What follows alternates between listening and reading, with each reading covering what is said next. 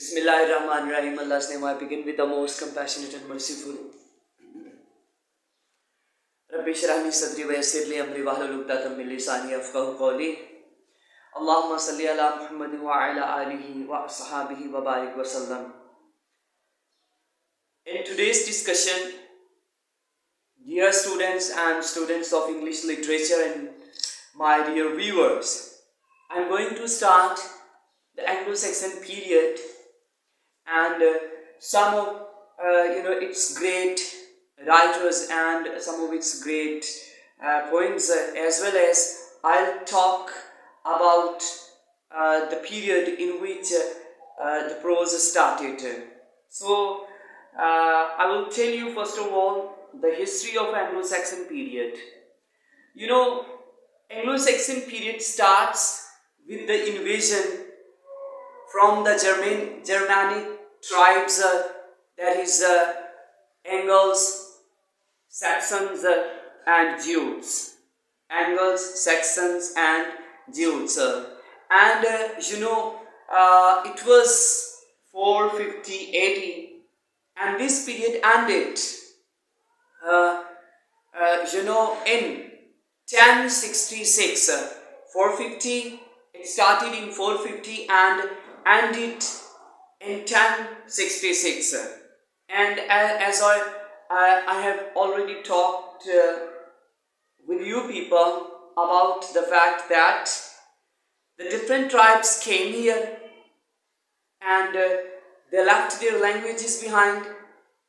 They left behind a strong impact on the people living in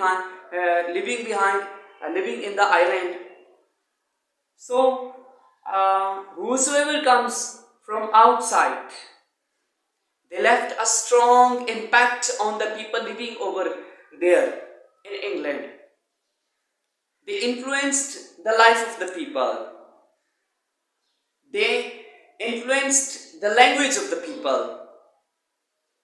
They influenced the literature at that time. They influenced the politics and they influenced the culture of the people. And it is inseparable. You cannot separate these two things. There is one is power and other is language or literature or the knowledge, areas of the knowledge.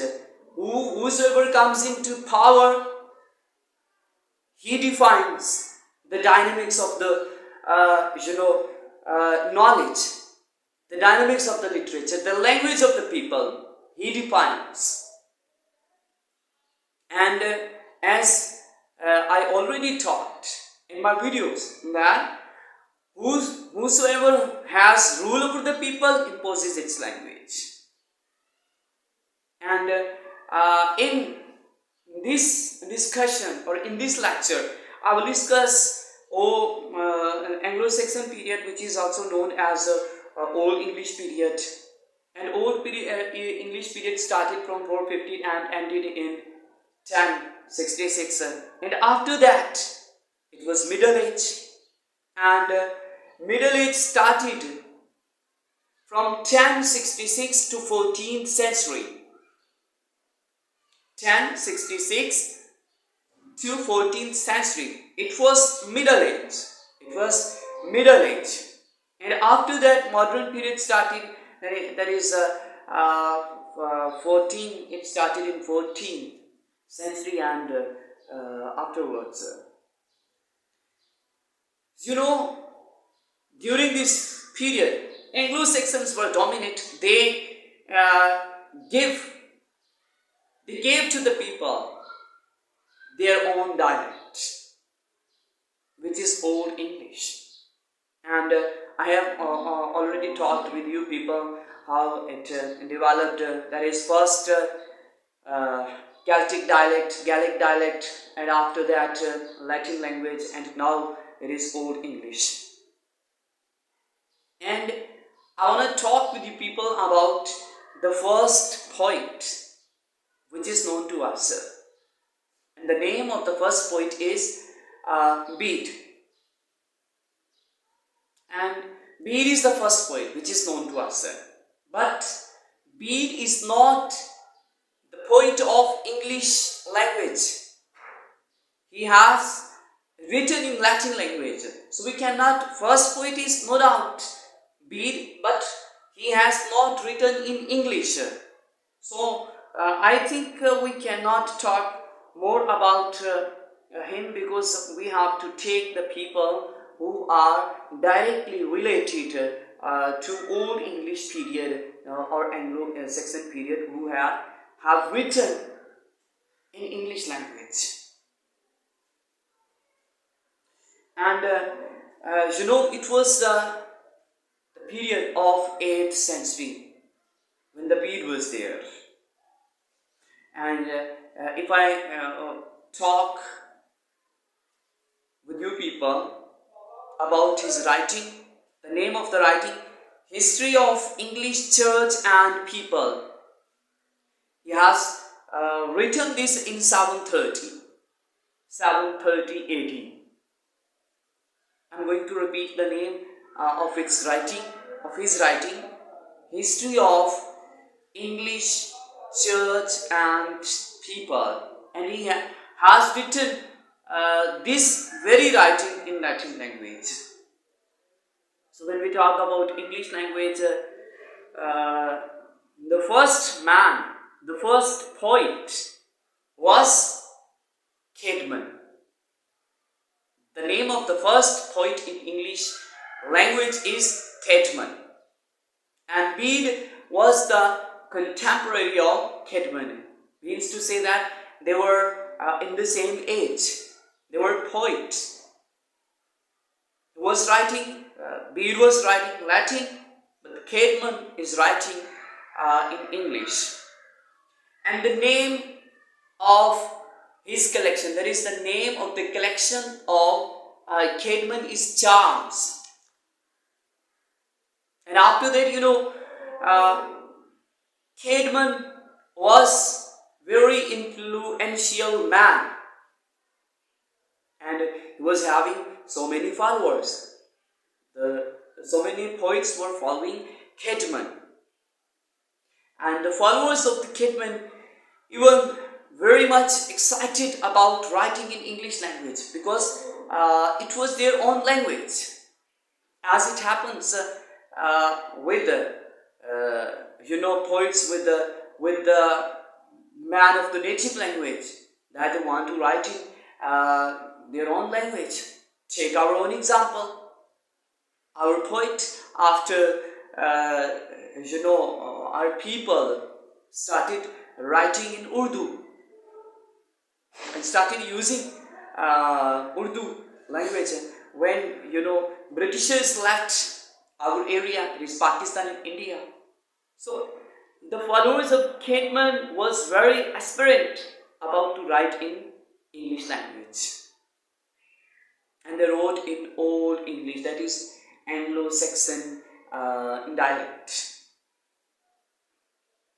And the very first poem, if I talk about the very first poem in English literature, that is Beowulf. Beowulf is very first poem, and Beowulf, the spellings are Beowulf.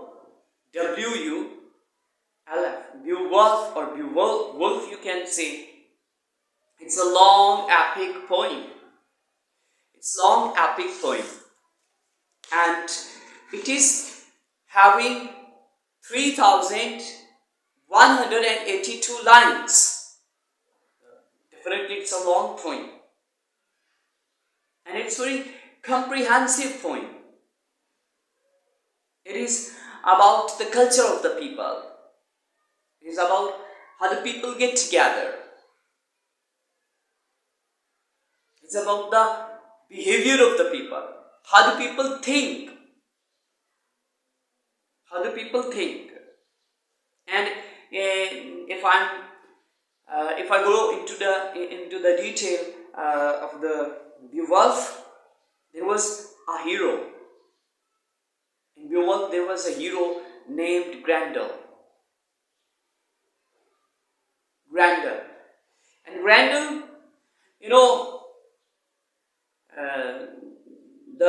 Beowulf is having the stories about war. There are 3 wars in it, 3 fights in it.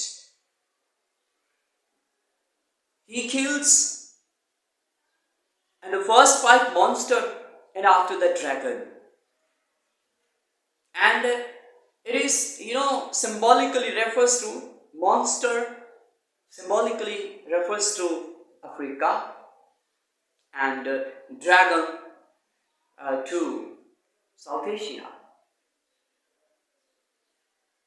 And you can see, and even if you see the symbol of chariot's dragon, and when you see symbolically, and you can see the mindset of the people, mindset of the writer, even at that time, even in Old English period.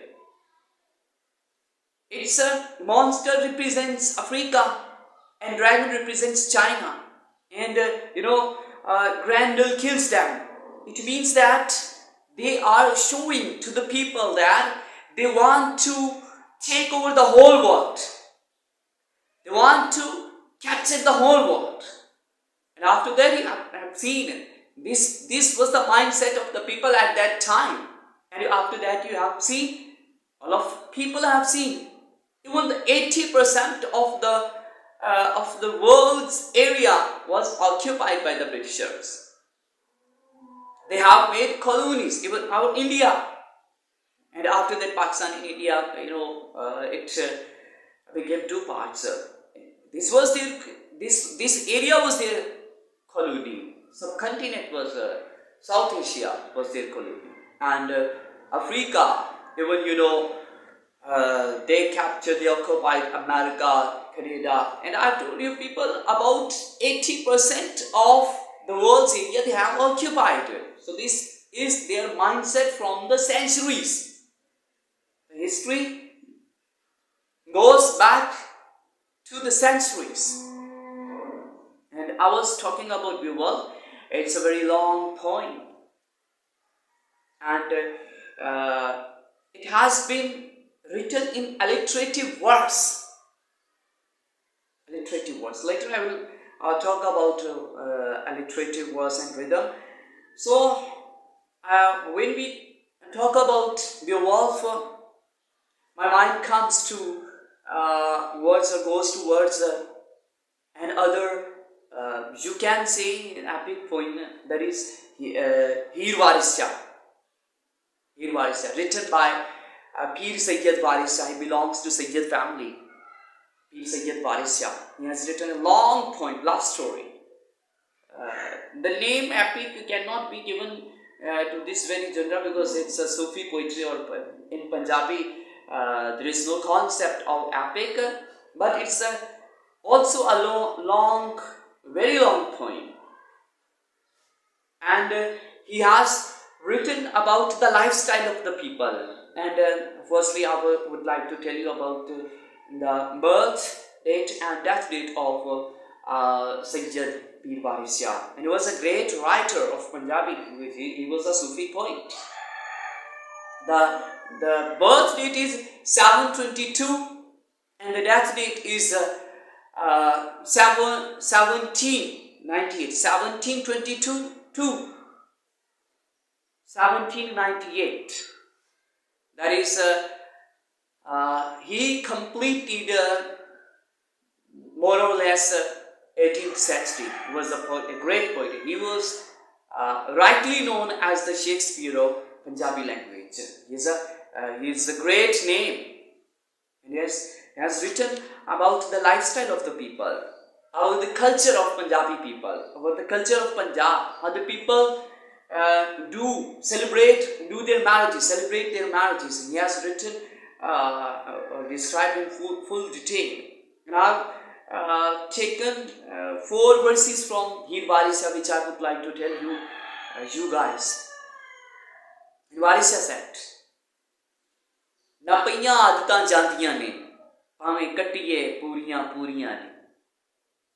He has said, the habits which a man gets, or the habits which have become the part of man's nature, cannot be eradicated, even if a man is cut to pieces. Next is Varis Ran Fakir Talwar Ghoda Chale Thoke Kise De Yaar Nahi. Varis is then women, beggar, sword, and horse. These fours can never be the friend of anyone. So a man must be beware of these four things. Number one, women, lady, beggar, sword, and horse. And he has said about his writing that he has written a very good poem, and he has said about it rightly. Varisya fakir di akal kithe e pattiyan ishq padhaiyan ne. Varisya, it is beyond your wisdom. It does not come into your wisdom. But this is love, this is ishq, who has made you to write such a great poem, such a great love story. And the last one which I have chosen, E ruh qalboot da zikr saara, naal akal de mel milaya hi, Varis Shah miyan lokan kamliyan nu kissa jod ke khoob sunaya hai. This is the mention. This zikr is about ruh, about soul and body. This mention is about soul and body. But I have woven it with the help of wisdom. I have woven it with the help of wisdom. I have made a beautiful connection with the help of wisdom. And Varisya, these people cannot understand your writing because these people do not have such a great wisdom to understand my writing, to understand my long poem. Kissa jod ke khoob sunaya.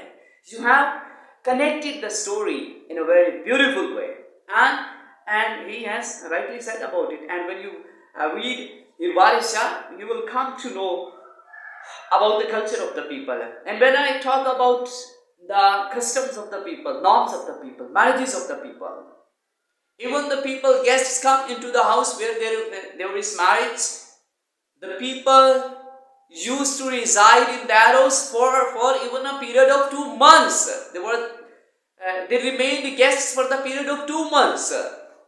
And early in the morning, people used to go to the wells, to the open water to take bath. And they used to take water from outside of their houses, from the wells, from the open wells. And the ladies go out early in the morning. And the male members go early in the morning for washroom purposes. So he has described all these things with details. So this is a very long poem, and it is worthy to be read. So Beowulf is a long poem. The same is the case with Heer Varisya. It's a long poem. It's a very long poem. And when I talk about the Kidman, that is the first writer, Beowulf is a long poem, but its writer is not known to us. Kidman is the first English poet. He has written the book Exeter book. He and his followers, the name of the collections of his poetry and his followers is Exeter book, and it is written in Old English, Anglo-Saxon dialect, Old English. It is written. And after Kidman, first Beowulf, then Kidman, and his followers, and the collection of their writings is Exeter book. And then after Caedmon, it's a Signy Wolf, and it's a major poet, and it is he is second to Caedmon. It is a great poet. And what was the style in Old English literature? When I talk about the style, Beowulf, as and I have told you people that Beowulf was written in alliterative verse. The style of the poet was alliterative verse. They used to write in blank verse. There was no rhyming scheme at that time. People used to write with the powerful expression of their feelings, as Wordsworth has said, the poetry is the powerful overflow of powerful feelings of the strong emotions and feelings. Powerful expression. Poetry is a powerful expression of strong emotions and feelings. So the same was the case over there. They used to write with the help of their heartbeats. They write directly what comes into their minds. It is, you can say, spontaneous overflow. It was spontaneous overflow. And they used, blank verse. And next, I would like to talk about King Arthur, and his great writing is Knights of the Round Table. And Knights of the Round Table provided a model of heroism. And even King Arthur, he wanted to create an ideal society. He wanted to create a utopian society, utopian city, utopian state he wanted to create. And to understand Knights of the Round Table, or to understand King Arthur, we have to go back into the past. That is, we have to go back into the period of Plato. And when the Plato was writing his Republic, and he banned the poets to enter into his Republic, and he wanted to create a utopian society. He wanted to create an ideal state. So same is the case with King Alfred, the Knights of Round Table. This was written in Anglo-Saxon period. Next, one of the great poets in Anglo-Saxon period is Edmund Spenser. And he has written Fairy Queen. And Edmund Spenser has invented a new style of stanza that is known as a Spenserian stanza. The name to the stanza has been given according to his own name, Edmund Spenser, so Spenserian stanza. And Fairy Queen is a collection of 12 books, and there are 12 heroes in it, and the books are separate. 12 books are separate from each other,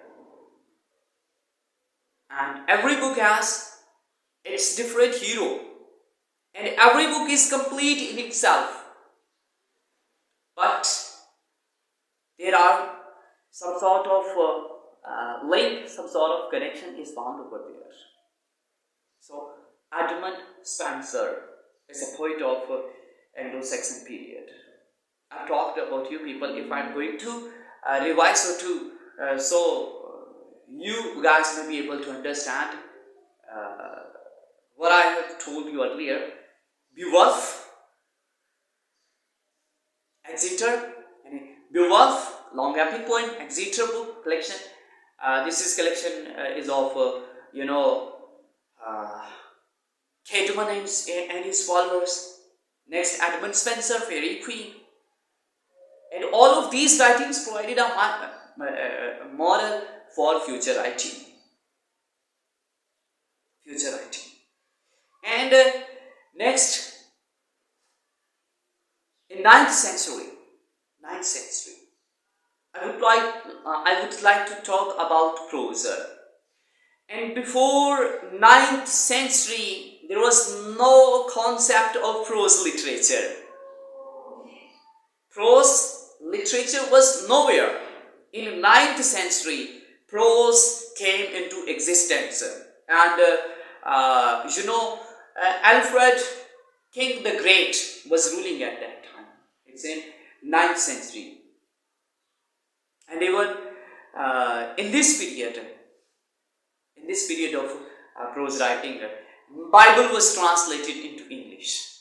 And before that, it was considered a sin to translate Bible into English or into any other language of the world. If you want to translate Bible, it must be in Latin into Latin. You're not allowed. It is not sacred. It is unsanctity of the book to translate Bible into any other language. So first, the translation was given to the people in 9th century. And this continues till 1066. And when the Norman comes, Norman attacks, and the story is totally changed. Now after that, the story changes totally. And this is end of the discussion now.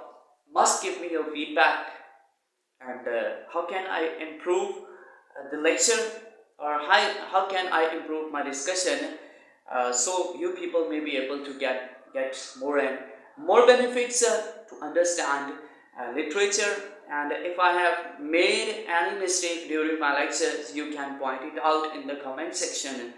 And thanks for watching. Allah Hafiz.